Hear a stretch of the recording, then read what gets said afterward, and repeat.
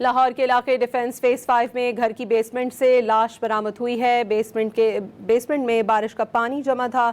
इस बारे में मजीद तफसीलात आपको बताएं। डिफेंस फेज 5 में घर की बेसमेंट से लाश बरामद हुई है। लाश 50 साल के शख्स की है। पुलिस का ये बताना है कि घर की बेसमेंट में बारिश का पानी जमा था। तफ्तीश की जा रही है। मौत की वजूहात का तयन भी किया जा रहा है। पुलिस का ये बताना है कि रेस्क्यू एहलकारों ने बेसमेंट से लाश को निकाल लिया है। लाश 50 साल के शख्स की है। घर की बेसमेंट में बारिश का पानी जमा था। लाहौर के इलाके डिफेंस फेज 5 में घर की बेसमेंट से लाश बरामद हुई है।